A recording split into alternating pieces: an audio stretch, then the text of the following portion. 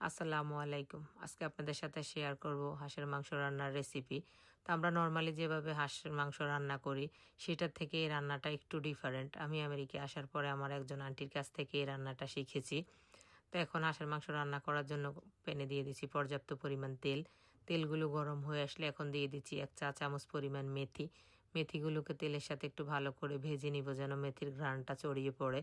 তো যখন মেথিগুলো ভাজা হয়ে আসছে এখন আমি এখানে দিয়ে দিচ্ছি পরিমাণ মতো পেঁয়াজ কুচি। পেঁয়াজ কুচিগুলোকে ভালো করে একটু ভেজে নিব মেথির সাথে। ভাজা হয়ে আসলে এখন আমি এখানে দিয়ে দিব একটু বেশি পরিমাণে লবঙ্গ। আর এই লবঙ্গ আর মেথির কারণে হাঁস রান্নাটা বেশি স্পেশাল হয়।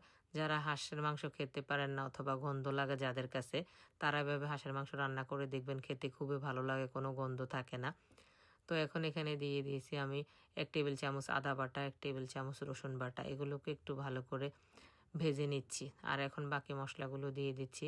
এখানে হলো 1 চা চামচ হলুদের গুঁড়া, 1 টেবিল চামচ মরিচের গুঁড়া, 1 টেবিল চামচ জিরা গুঁড়া, আর দিয়ে দিচ্ছি 1 টেবিল চামচ ধনিয়া গুঁড়া। ধনিয়া গুঁড়ো দেওয়া হলে এখন দিয়ে দিচ্ছি পরিমাণ মতো লবণ। লবণটা দিয়ে আমি কিছুক্ষণ মশলাগুলোকে নেড়ে ভেজে নিব। আর যখন মশলাগুলো ভাজা হয়ে আসছে এখন এ পর্যায়ে তেল উপরে চলে আসছে। এখন আমি এখানে দিয়ে দিব অল্প পরিমাণে গরম পানি, যে পানিতে মশলাগুলো ভালোভাবে কষানো হয়ে যাবে আর মশলা কোনো কাঁচা গন্ধ থাকবে না। তো এখন এগুলো ভালো করে একটু নেড়ে দিচ্ছি। আর এখন যখন কষানো হয়ে আসছে এখন এখানে দিয়ে দিচ্ছি গোটা গরম মশলা, দারচিনি, এলাচ আর হলো তেজপাতা দিয়ে একটু ভালো করে নেড়ে দিচ্ছি। আর এখন দিয়ে দিচ্ছি আগে থেকে কেটে ধুয়ে পরিষ্কার করে রাখা সেই হাঁসের মাংস। এই হাঁসটা আমার হাজব্যান্ড যে ফার্ম থেকে কিনে আনছে ওখান থেকে জবাই করে ফায়ার করে নিয়ে আসছে।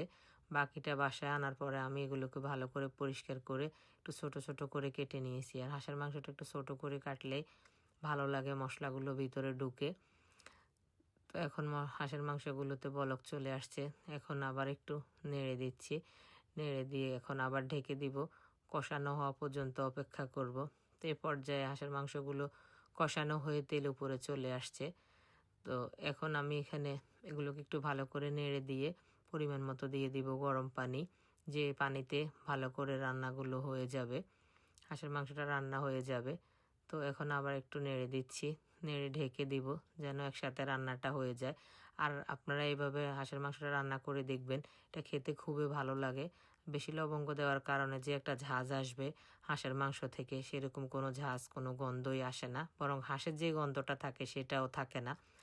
এই হাঁসের মাংসটা এভাবে রান্না করলে খেতে খুবই ভালো লাগে। এ পর্যায়ে আমার রান্নাটা হয়ে গেছে, আমি উপর দিয়ে কিছু গুঁড়া গরম মশলা দিয়ে দিয়েছি। আর এই হচ্ছে আমার হাঁসের মাংসের ফাইনাল লুক। এখানে ভেড়ে নিয়েছি। আর এর মধ্যে আমি আবার একটু খোলা চা পিঠা বানিয়েছি। আমাদের বাসায় সবাই খোলা চা পিঠা দিয়ে হাঁসের মাংস খাবে। তো আমার ভিডিওগুলো ভালো লাগলে লাইক, কমেন্ট, শেয়ার করবেন। সবাই আমার পেজটাকে ফলো করবেন। আজকে এখানে বিদায় নিচ্ছি। আল্লাহ হাফেজ। সবাই ভালো থাকবেন আর আমাদের জন্য দোয়া করবেন।